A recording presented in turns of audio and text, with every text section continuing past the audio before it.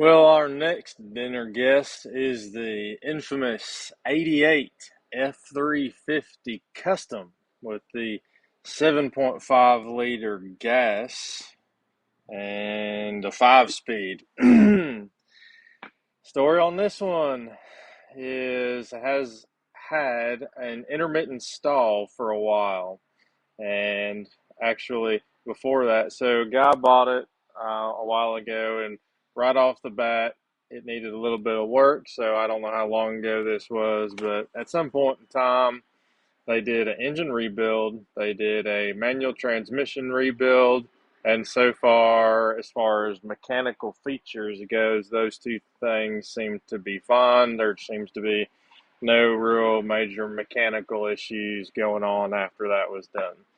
But the current conditions are an intermittent stall. Does not seem to be consistent with temperature, driving time, weather, whatever. Just happens from time to time. And when it stalls, he said it'll chug and spit and backfire and sputter, and then typically die. You can usually feel it coming when it starts getting goofy on him. He'll pull over to the side of the road and it'll die. Every once in a while, well, he's had it towed back to the house several times, and occasionally it will just restart magically like nothing's wrong with it. Let me see my notes here. Oh, one of the times it stalled, he said he just pulled a plug wire out and grounded it on the block, and he said he did not have spark that one time when he just tried to ground a plug wire out. Obviously, I wasn't there for that one, so we will keep that in the back of our mind, potentially dealing with ignition stuffs. And he has a potential complaint of when it does run, potentially low power when going up a hill. It's got a flatbed on it. Yeah, you can see it. It's got a flatbed on it. He was hauling logs at one point in time. But he said it doesn't pull real hard when it's going uphill. We'll keep that in the back of our mind, but I don't know that we're too majorly concerned with it at the moment, because in 1988, the 460, I think, was rated at like 230 horsepower. So we'll see. We'll see when we get her going how she performs. Also, the fuel tanks, it's got the split tanks on it, but the rear one's been isolated, so I think they're only running off of the front one.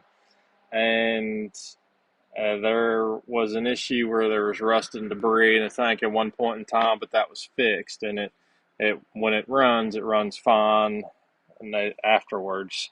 So I think that issue is taken care of, though we'll also keep that in the back of our mind. I don't know. Well, we'll keep it in the back of our mind. So occasionally the ABS light comes on, and I think that's most of what we got. Well, we got it in here currently. Oh, so obviously being an intermittent issue with intermittent stall, when it was stalled, it'd also be a crank no start. And so today it's been a crank no start. This morning when we got her pulled in, well, got her drug in because she didn't run. Seems like the battery might have been a little bit low on it. Have had a charger on it for a little bit, and we may also have a starter issue because I can hear it clicking like down under, not on the relay or the solenoid on the inner fender like they got. I can hear it clicking down under, but I don't know if that's just low voltage or a potential starter going. But typically, if we get the boost pack on or whatever, she'll at least crank over. I think our next test is to give her a little puff on a rescue inhaler and see if she takes a gasp. And if she does, we'll at least have our direction, whether we're going for spark or fuel. And also, like normal, we'll see if we can't get the scan tool out, plugged into her, and see if she'll show any codes. I don't know if she's going to show codes or not, or I don't know if we'll have to crank her over for a while to get some codes to show. But those are my next two steps. We'll give her a rescue inhaler and see if she comes to life for a moment, and see if we can't get a scan tool plugged into her. Let's go. Well, if you ain't seen one of these, I suppose I'll give you a catch up, and then, Gave her a little inhaler and we had no change. So it seems like we are chasing spark on this old girl.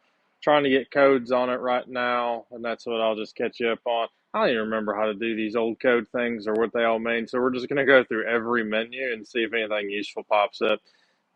Yeah, so let's flip. This is our code scanner. It's interesting. This Actron is supposed to be like an OBD2 deal, but I had a bunch of old cables and stuff for old vehicles, and it actually seems to work for the most part on old stuff too. But we've got to manually power this thing up, so we got battery cables to cigarette lighters. Cigarette lighters go to power up the Actron. Actron's got a cable that wraps around to this other cable. This other cable's got those two plugs that roll into it. I think this one's a power wire, like over here on the side. Oops. I think that one's a power wire, and then I assume just different communication, whatever, however that works. This is where I'm going to try and set it up, and we'll just go through all these code menus and see if anything useful pops up for any of these. Let me get this angle set, halfway decent. This is our connection menu. We've got a few different types of code. So we've got key on, engine off, and we got a customer. Hang on. All right, wherever we left off, I got bugs flying on. Wherever we left off at, we got read key on engine off codes, key on engine run codes, erase codes. I think we can look at live data. Yeah. Let's go to this top one, key on engine off codes. And we got fast and slow codes. I haven't heard those terms in like a decade. I don't even remember what the difference is, but we'll try each one. Get fast codes. Do all the steps. Set parking brake, trans, AC, blah, blah, blah. Start engine. Well, the engine won't start. Turn key to off. Wait 10 seconds. Key on, engine off. So at least just turn the key on, engine off. Okay, we've got check engine light on, the key is on, engine is off. We'll just run it, and I'm back to enter. Avoid cooling fans. Well, thank you for your concern. We've got a bunch of clickings. Stuff's making noises. Turn ignition key off. All right. Oh, easy. We are. Key is kind of stuck in the it's old ass lock cylinder. The key's kind of stuck a little bit. There it goes. All right, key is off. Key off. Enter. We have system pass. No code or no faults detected. Let's go down to system. All right, so no faults. Well, let's go back to that slow code, whatever that was. Blah, blah, blah. Start engine, let idle, key off, and then turn on. So we'll key it on again. And there we go. Key is now on. Gotta check engine lights. Enter. Avoid cooling fans. Yes, thank you. We got a bunch of clickings again under the dash, or under the hood. It changed to turn ignition key off and then hit enter to continue. So we'll run back around. Turn our key off. Key is off. Pick this dude up again and hit enter.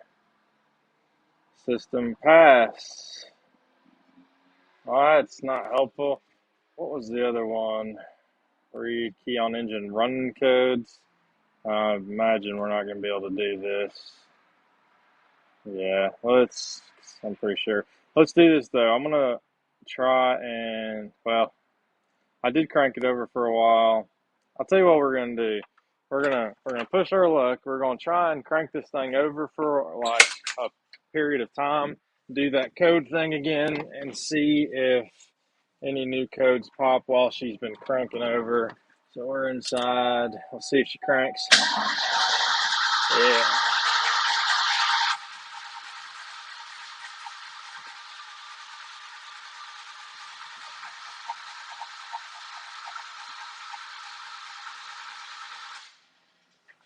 So hopefully that was enough time where if it hates something, it'll at least tell us.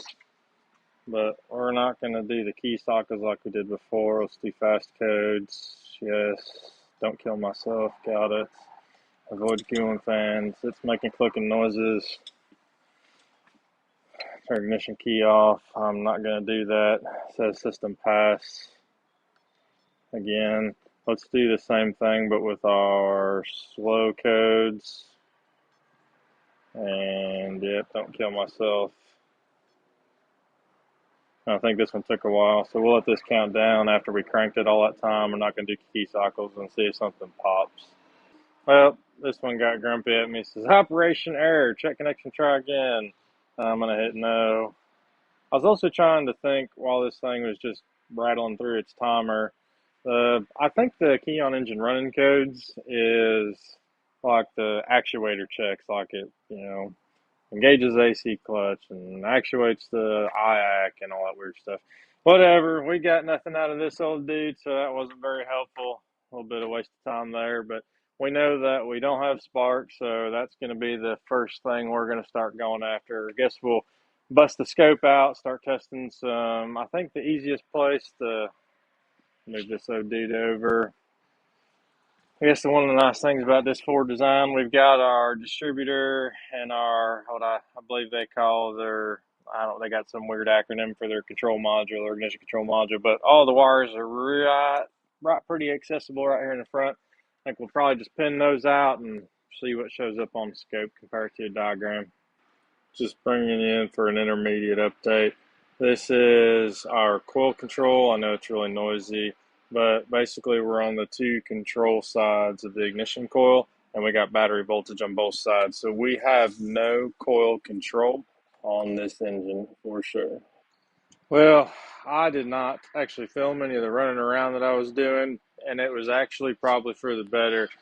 This old girl ain't got the redrawn wiring diagrams, so I got to piece a bunch of different pages together and try and figure out what in the world's what and how these old things work. And man, I probably ain't studied this system in 5 or 10 years. It's been too long. Anyway, let me catch you up on what we's doing. I'm gonna spin you, flip you, blah blah blah. I don't even remember where we really left off, but basically down here we got they call it the TFI, the thick film ignition or something, basically ignition control module. Some of those wires go to the computer, some of those wires go to the coil. The coil is back there. The coil wiring has been previously repaired by somebody else, but we do seem to have continuity through all of those wires going to the coil and whatnot.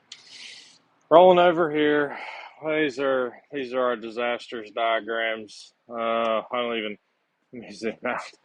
This is the pieces of the puzzle it took to figure this out, and it's windy, so I got magnets sitting on it, even though it's a stainless steel top, just to weight it. Let's start at this one up here.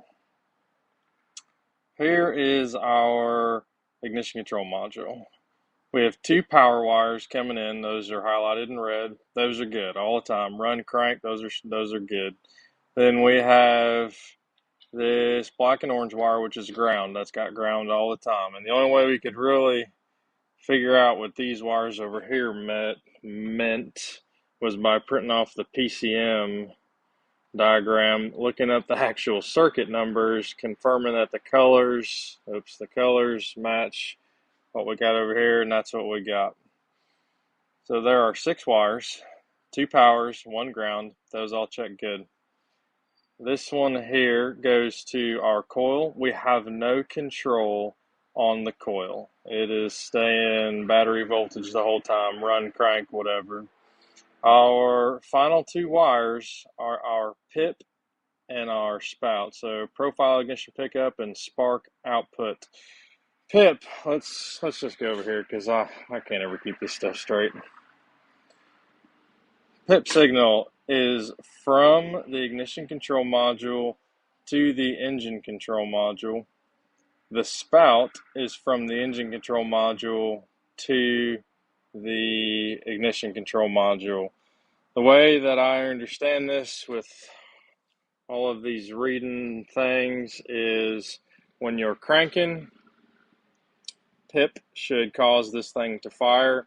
When it runs, the engine controller should take over with the spout. I don't remember if they're supposed to mimic each other or whatever, but let me show you what we got going on. Channel A, red. Actually, let me stand you up for this. We'll try and increase our film quality as I shake you all over the world. Channel A, red, is our PIP. So that is from the ignition control module to the engine computer. And you can see we do have signal going from the ignition controller to the engine computer. Likewise, we have control coming back on spout. So green is spout, and then channel C is coil control, which we obviously have none of, and it's on a real tall scale, but basically this is battery voltage down here. In this trace, we keyed on here, we left the key on for a second, and then we cranked it for a while and got this. When I zoom in, we're really should be interested in the red trace first, because that's what should be controlling spark during cranking. That should be from the ignition control module to the computer. And we have our square waves like I would expect, but if you look, let me draw your attention to this. So let me grab this far piece of paper over here. If you'll notice, we got like on the engine speeding up here, but you'll see it in the later traces. We have 4 wider pulses, and we have a narrower pulse. We're still on screen. This one here is a narrower pulse, and it's consistent throughout the full data capture. This says for our ignition system, blah, blah, blah, blah, blah, blah. You can really read that. This has apparently what's called a signature PIP, and that basically says that one of the tabs in the distributor is narrower. The engine control module sees the narrow tab and knows when to properly pulse the injector. So apparently this is an injector sync that is more narrow. I don't think it's going to matter for anything that we got going on, especially because we know we have no spark and I can smell fuel after cranking it. Again, channel A coming across from control module, from ignition control module to engine computer. We got a nice square waves. Then this happens. We start to have dropouts in the middle of our signal, and those dropouts, now let me try and zoom out a little bit. We just started cranking right here, and I'd say by this we should have pretty good cranking engine speed. I was going to say, we might have a little bit of variance in this dropout depending on the actual speed of the engine. So if it's speeding up faster during cranking, it'll get a little bit narrower. But regardless, we can see there's this weird dropout signal in the middle of this, let me call this correctly, in the middle of the PIP signal, profile ignition pickup signal, and it seems to stay the whole time that I'm cranking until we stop cranking here. It just gets real ugly. Now, if we look at some of the, I don't remember what this thing looks like inside of the actual distributor, because there are all of these, I'm going to call them sub-connectors. We have our solid state, and like on this diagram, we have a distributor. But this is all like internal to I think like what's underneath that distributor cap. My next step, I'm going to pop that distributor cap up and see what it looks like. Just take a visual inspection. But so far, if we've got a good, well, I say that's, I'll back up.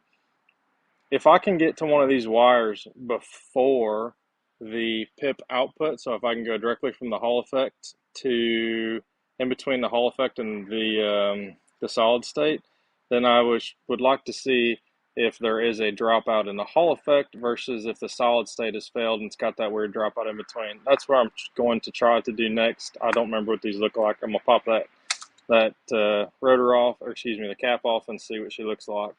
We got her pulled apart a little bit in there. This is the, I don't remember what they call it, the whatever tone wheel deal, whatever. Got it marked so I don't forget how to put it back together. And you can see, I don't know if it matters, but there it is. This one is more narrow than the other, so apparently that is a fuel injector sink. Cool to know. When we pop off this distributor cap and that little dilly and get in here where there's probably going to be great shadows and glares and all the other problems, it looks like there are 4 wires in there. There's a red, 2 greens, and a black.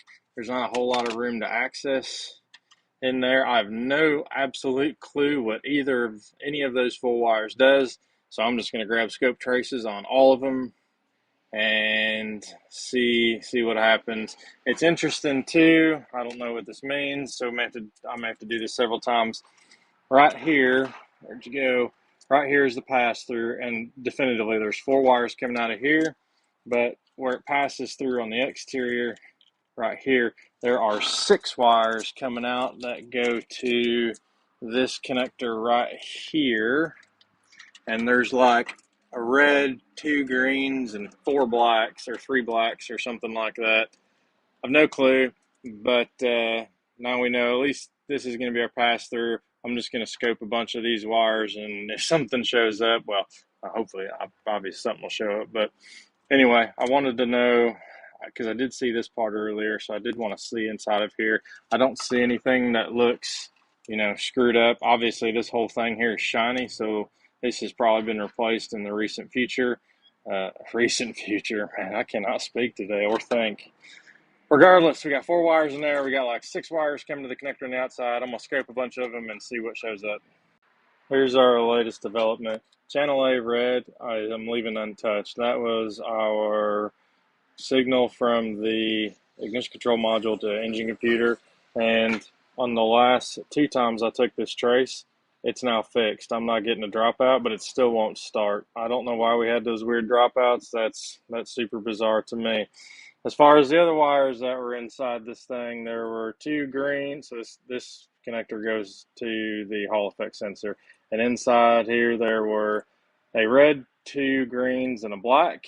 And right now I've got this one, channel C, our blue, hooked up to the red wire from inside there. I got no idea what this thing is. This is the goofiest signal I've ever seen. Maybe we either got a bad one or we're stumbling upon part of our problem. I got no idea what channel C is, blue. And it starts, it's interesting because here's where we start cranking and it stays kind of battery voltage-ish and then starts going. So I don't know what that is. Anyway, I'm confident in to say our yellow and green wires, or leads rather, which go to both of the green wires inside there. I'm going to say those are good because they look clean and they line up on top of each other as well. Yellow and green light on both top. So I'm going to say green wires are good, whatever they do inside of there, just because they look good. And now I'm going to go start testing these black wires there's 1 black wire inside of here, and it comes to 2 or 3 black wires outside of here.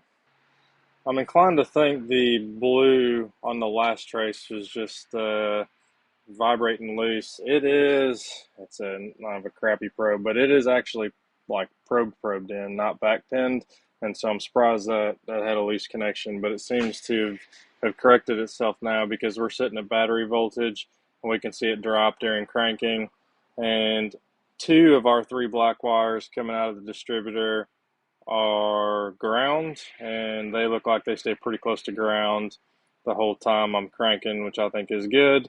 Assuming that it's supposed to be ground, I'm going to test that 3rd black wire and see what pattern shows up on it. Here's the last little bit of what I think I found. I guess I'm too young for all this stuff. I don't know what I'm doing, but it looks like this distributor may very well be a more universal distributor. So we got 4 wires inside, and I actually miscounted the black wires. There are 6. There's 6 black wires in the back of this. There are, did I count that right? Yes, 1 red, 2 green, and I said 6. 4. There are 4 black wires. 1 red, 2 green, 4 black. There's a total of 5 wires coming here, and greens are tied together. All of the blacks are tied together, and our red wire here is power in. So it seems like this Hall effect sensor has power in, a signal coming back on the greens, and I don't know why it needs 2 greens. I think maybe it's got green wires going to each side of that slotted disc that spins. I don't remember, but and then all the blacks seem to be tied together. I can't find this connector yet to see exactly where all these wires go and why they need so many of them when there's only 4 wires inside of here. There are 7 wires total here, and like 6 wires total coming out the back side of this. But here's my thoughts presently. We have power and ground to the control module. We have Hall effect signal coming out on all the wires. I'm assuming that's good. The black wires do hold an actual current draw, like for ground. So I put a test light on it. They light up bright. I assume that's power grounded signal coming out of there. And we've got signal coming out of here, like it's picking up.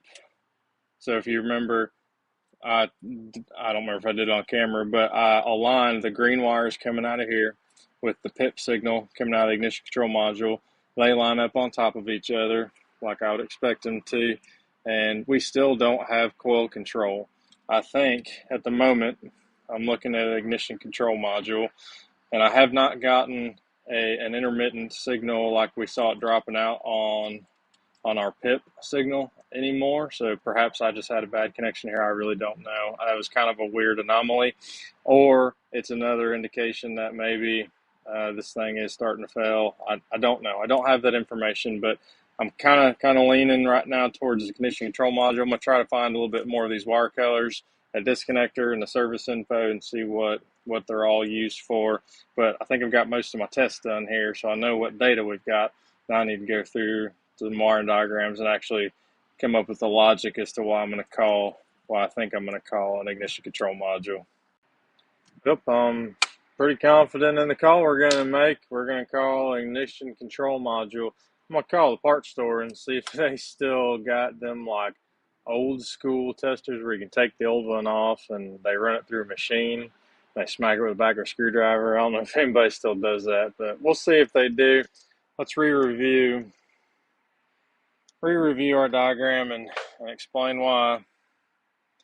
We have power coming into the coil, and we have power coming out of the coil because it's an open circuit. But we have this is a good wire coming in, we'll say. How about that? We have a wire of integrity coming in here. We have 2 powers highlighted in red. We have our ground.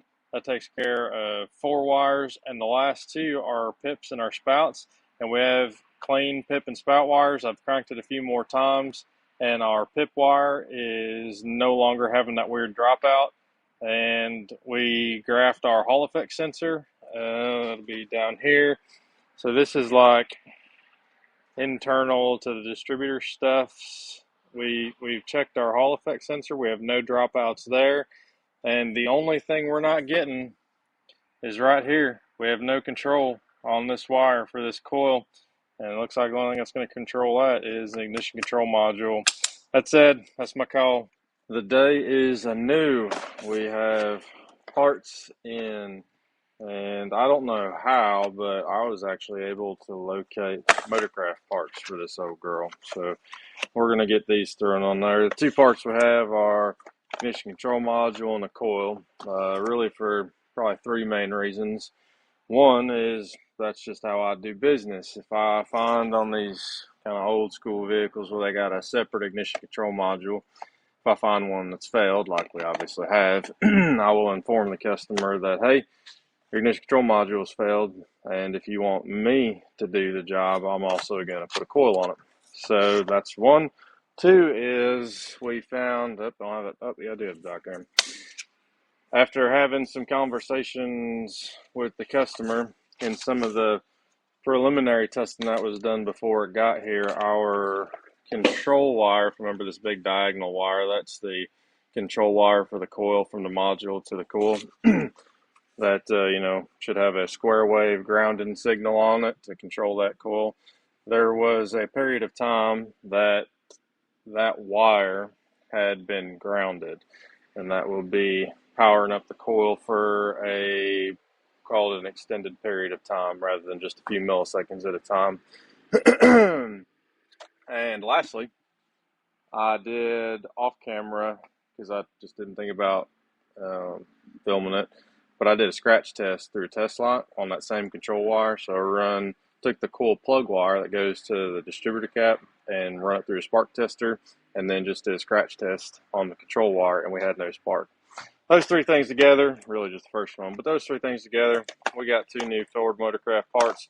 We're going to throw them on there, and then we'll get the scope hooked up. I want to do a couple different post-fix captures.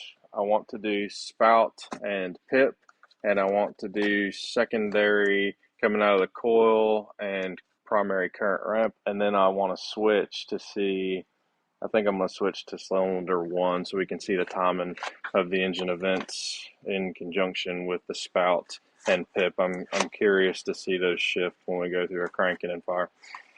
In case we got parts, we're going to throw it on. We'll come back. I just learned something new, and I'm sure y'all probably knew it, but I sure as hell didn't. We got the new ignition control module. I've seen in the past you're supposed to put some heat sink compound or whatever you call it on the backside of this thing, because it can cause overheating issues or whatever if you don't. And going through service info, flip this. Well, I can't see it very well, but whatever.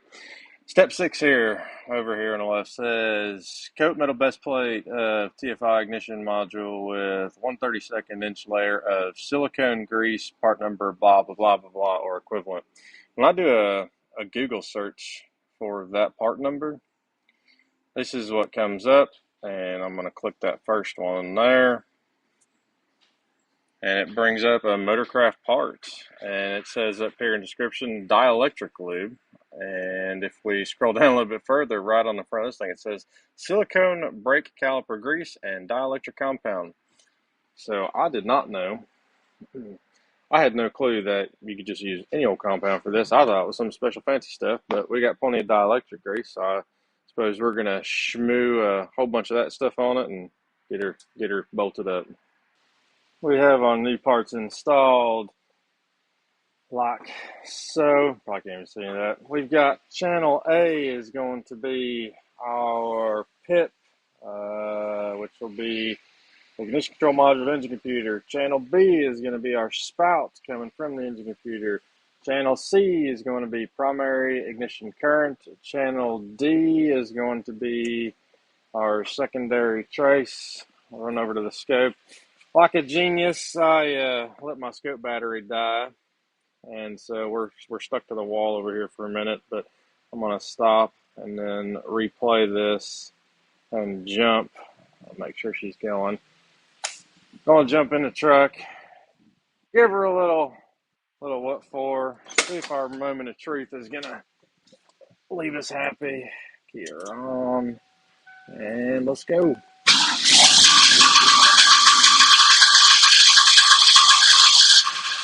Look out. Something's making noises. She runs, but I don't have any idea what was making that kind of weird noise. I'm gonna go stop our scope trace. Boom.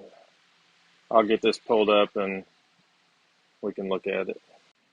Well, I'm glad y'all are just watching the makings of a true professional doing this work. Let me show you what that noise was. I thought I had this Phil's probe out of the way, but this little nubbin when the fan was spinning over There it goes. Just catching that, making some goofy noises. Zooming in, it looks like I screwed up my back probe on our PIP signal, which is funny because I was gonna probe like do it with a Phil's probe, but this whole time I've been doing testing on this truck, I haven't had any connection issue with channel A, so I was like, well, we'll back probe it again. That was dumb.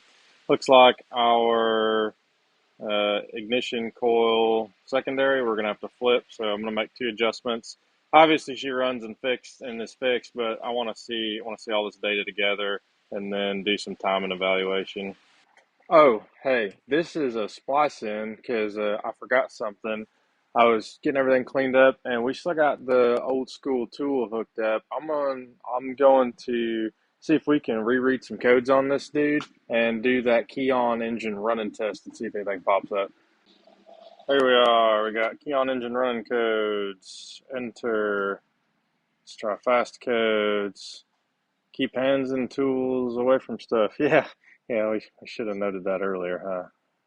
Do all the steps. Set park and brake. Park and neutral. AC off. Start and let the engine idle until hot. Well, we're not going to do that. Well, we're going to start the engine and see what happens because I'm not waiting until it gets hot. All right, fire in the hole.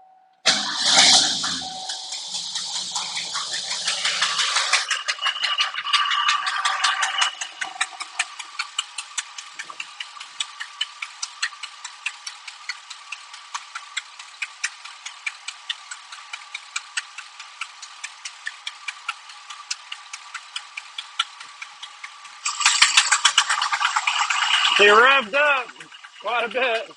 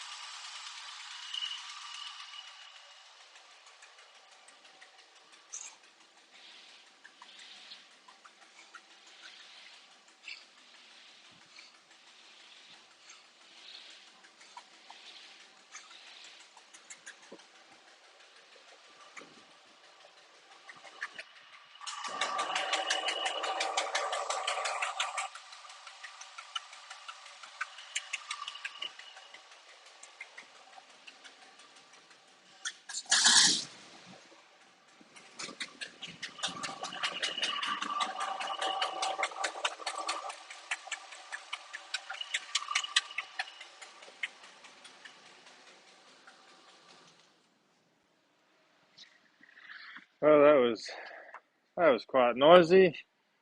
Hopefully you could just read everything I was reading. I was trying to read it through the camera. Cannot control RPM. Well, that's kind of dumb. You heard it rev up. Engine coolant temp out of range, but we did not let it warm up, so that's probably our fault or my fault. O2 sensor, probably same thing. I imagine we didn't let it warm up.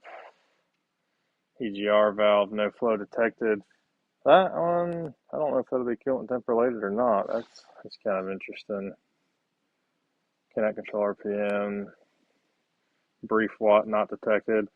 I did not go to watt because this thing's ancient, and even though the engine was supposed to have been rebuilt, I don't like going to watt on vehicles. Cool. So that was one. Let's go back and do a read code. I wonder what slow codes we'll do. Keep hands and tools clear. Probably have us do all the same things again.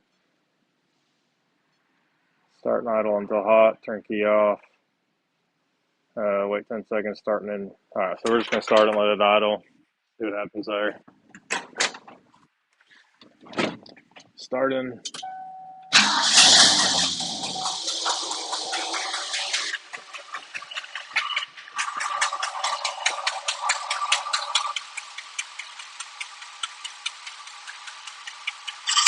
Oh!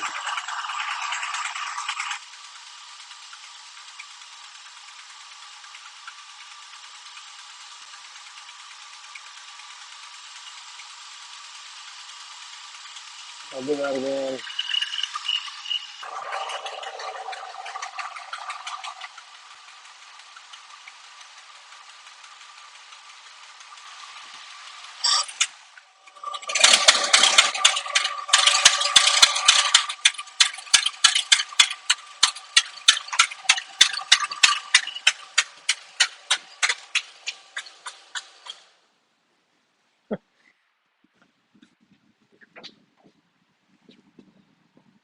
Hopefully my mics have re-zeroed. That was weird. Right when this thing exited, it got real wonky. Key is off. Can't control RPM. Probably on the same code as last time. Coolant temp, auto EGR. But when it died, it's interesting. I have no idea how this works, and we don't really care because it runs. But I'm wondering if when it does that weird stall thing, if it actually is open an EGR valve, and then it gets real wonky. But for some reason, it just can't detect it. I don't know if this old thing has like a differential pressure sensor that it uses. I really don't know how the thing works. Brief watt. Well, it didn't tell me to do watt this time, I don't think. Unless unless these are history from last time. I didn't think about that. Oh, let's just, for fun, let's go and see if we can erase all these codes. Only memory codes can be erased. We'll enter to erase key on engine rank codes. Oh, it's got a glare. Must be fixed. Yeah, it's fine. Ignition key. Turn ignition key off. That's weird. The key is off. Why do I have such a bad glare on this thing all of a sudden? There we go. Key is off. Trans is in neutral because it's a manual. Wait 10 seconds. Turn key on. So we'll wait our 10 seconds-ish.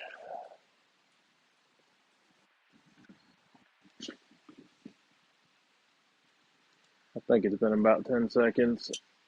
We are keyed on. Press enter to continue. Procedure runs, blah, blah, blah. Here's some clicking and stuff. It's interesting that, oh, it's doing its own self-check to clear codes, I bet. That's interesting. Memory codes erased. Maybe not. I don't have any idea how this whole thing works. I thought, oh, hit the left arrow to continue. I'll just hit left arrow. What's going on? Everything's broke. Or maybe it's this thing. I guess that was it.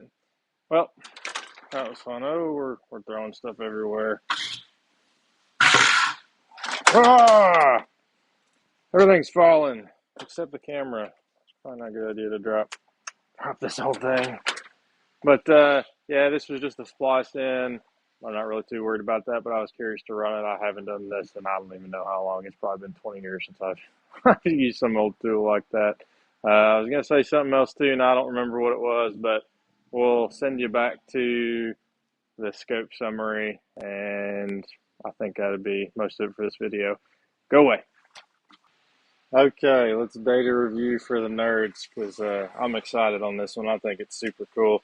We have PIP, spout, primary current, secondary ignition coil to distributor cap wire. So every single, we're capturing all cylinder firings in here.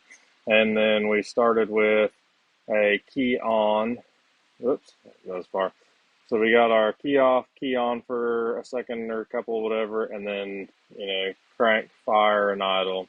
And what I'm looking for in here is the shift between the pip and the spout. And also, it's pretty cool. You can see when the car started running, or the engine started running on its own.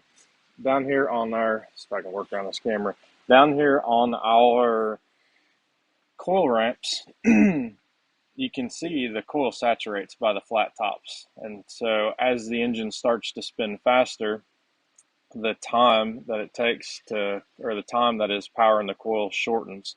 And we can see here, we actually start to get, points as opposed to flat tops because the engine speed is increasing. And if I zoom out further, anyway, you can kind of see the difference is all I was getting at. But what I'm really interested in is the shift between the pip and the spout. What we can see here is, let me get this dude out of the way. I'm just going to use the cursors for the purpose of alignment. This is cranking, and we can see anytime we have a transition from low to high on the pip/spout, because they're the same, we release the coil and we fire the spark. Let me zoom in on spark a little bit down here. And that is consistent throughout. So every time we have a low to high transition, we get a fire. Low to high, we get a fire. But right here, look at this one. Right, it looks like this is the transition.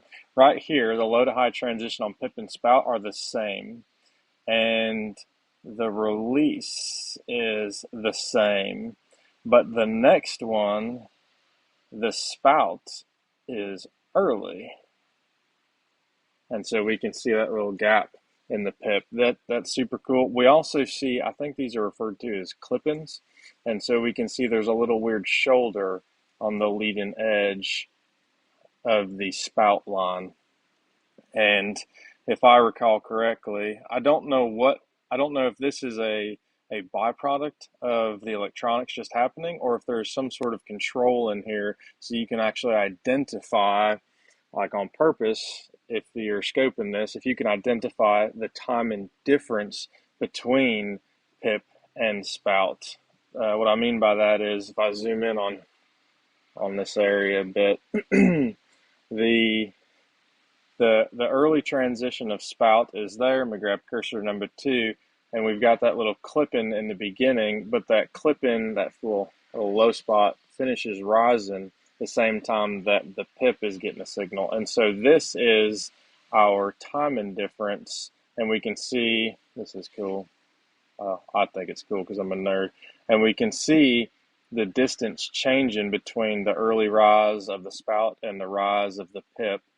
And also we can see because we know, the spout's starting to shift because the computer's controlling timing now, we can see the difference in that on the pip as well. So we have a little bit of a what did I call this earlier? A clip-in, so like a corner clip here. And that aligns with, oops, come on. What am I doing? Why? Stop. Well, my mouse. We broke the scope. I can't grab my cursors anymore. Let's try it again.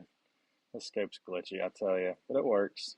So there we go. We can see the clip-ins are a little bit different now. Or excuse me, the clip-ins on the backside will line up with the drop on the backside of the pip will line up with the spout. I think this is super cool. This is, I did save this waveform. I even uploaded it. I don't know if anybody will ever use it on this 35-year-old truck or whatever. But this is something I had learned about previously, and I was unclear on the difference in the clip-ins. Like, it never made sense to me until I look at it now. And so now it's really, really helpful to see the actual shift in time here. So they're lined up, and then we can see the spout lines early. We get a clip-in, the pip ends later, and we get a clip-in, and they line up like so. I think that was all I was really going to talk about on this one. I don't remember. Oh, no. I lied to you. I want to now do this. Actually, we're going to do one more thing. Again, we're doing nerd stuff here. So if you don't like it, I say skip it. Let's do this. This is an 8-cylinder. I think it's an 8-cylinder. Pretty sure it's an 8-cylinder. Moving back, we got 1, 2, 3, 4, 5, 6. Yeah, we got 8 spark plugs. I don't think they made a V10 back then, but we'll just be safe. We're actually going to see what the timing difference is when it starts to take over control. And the way we're going to do this is, let's assume right here. So spark plug fires. We don't really know what cylinder it is. We don't care, but we got that. We'll count 1, 2, 3, 4, 5, 6, 7, 8, and 1 again. So let's zoom out a little bit here. And what I'm going to do is because the pip does not change, I'm going to go on the rising edge of the pip here. So our rising edge of red and our rising edge of red. I'm hitting the camera. This is really hard to do. And I grabbed the wrong cursor, so that's funny. So that was a waste of time. We gotta grab these cursors here. We have rising edge on pip, and then I think it was one of these. I'm gonna have to recount these again. We'll call this 1, 2, 3, 4, 5, 6, 7, 8, and 1. I'm 1 off. Oh, what just happened? I bumped the screen. What a disaster. Y'all are watching some super knuckle dragging action here. No, go away. Shorten that. All right, we got. So this is 1 fire. 1, 2, 3, 4, 5, 6, 7, 8, 1. Okay. So from cursor 1 to cursor 2 here, we have 720 degrees of crankshaft rotation. Now we're going to bring in our T1 and see, I'm going to see if I can zoom in just a little bit without breaking this whole thing. We're going to put our T1 cursor at the rising of the spout on the first time the engine controller takes control. And then we're going to take our T2 cursor, I'm going to move this out of the way, our T2 cursor and put it on the rising edge of the pip. And we can see there's a delta of 6 degrees. So on this cylinder fire, whichever cylinder is firing here, we have 0 degrees of advance from base timing. So this, of course, is going to have a base timing value. I think it's 6 to 10 degrees, depending on the engine or whatever. But anyway, but when the engine takes controller, it moves it an additional 6 degrees for this first fire. And we're going to do that again and actually watch it advance to the next one. So we will line cursor, oops, this is cursor 1. Cursor 1 up with the beginning of the, well, to the best of my ability, to the beginning of the spout line. Take cursor 2, line it up to the beginning of the pip line. And boom, 12 degrees. So within 2 cylinders firing, she's advanced doubly. And I imagine that's going to be, oh, this is cool. Okay, this is my new guess on something. I just picked this up. I'm such a nerd. I'm speculating, but follow me. If you remember, that cage that rotates through the Hall effect sensor and distributor has a short tab on it, or a narrow tab on it. I think that's what this narrow tab here is, because there's no clipping. And that, yeah, I'm pretty sure that's what we got. There's no clipping. So that means that was probably the shorter tab. And you can see, if you remember in the previous traces, it looks like the shorter tab on the back side of it was actually where they cut it off, because I don't know if I called it out or not, but the time between the 2 teeth is shorter before and longer after. And we can see that here. This one's just a little bit longer than that one. Anyway, let's go back to doing what we were doing. We're going to trigger cursor 1 on the spout, and that was close. I want to see if they're sitting around 12 degrees or more, whatever, it's close. And then cursor 2 on the pip, but our fuel injector pulse pip. We got 12 degrees again. I'm going to do it one more time because I'm a nerd. This is T1, T2. 13 degrees. My cursor's may not be perfect, about 12 degrees.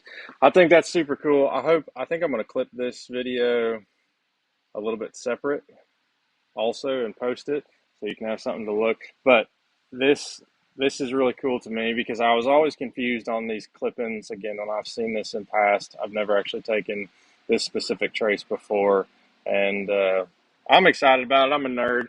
I don't know if we necessarily really need to do cylinder 1, because what I wanted to see, actually, when I was talking previously, what I wanted to see by just grabbing cylinder 1, I was going to do the same thing, but I was going to do it with the transition to the spark firing or the current dropping out of the coil. But we would see also, oh yeah, so if you notice, we already talked about it, but the coil current drops because we release control at the same time that in this one the pip and spout are all lined up. But now we can obviously see when it starts to shift, the coil fire, and obviously relates to spout. And so I was going to do that with cylinder 1 and watch that change, but I got the information that I was looking for here, so I don't see any need to do that for just one single cylinder. I thought this is really cool. Maybe y'all think I'm just a nerd, but hey, if you watch this portion of the video, you're a nerd too. So nana boo boo. It is what it is. Let's flip this. At this point, I don't think we have any really other base checks to do. Everything's, obviously it runs. I haven't test driven it yet, so the rest of what I'm going to do is finish a test drive, finish my pre-inspection, because I actually didn't do a pre-inspection on this one first because it wasn't running. We tow strapped and winched it in, and then we will give a customer a call, let him come pick up his vehicle. That's all I got for you in this one. Hope it was helpful. It was really helpful for me. I'm really excited to see how the Pippin spout work, firsthand. It's really helpful for me to understand this. This is something I have actually a lot of notes on from previous years, but I didn't quite get it. Not make sense. I'm just blabbering at this point. Hope it's helpful for somebody. I'll catch y'all in the next one.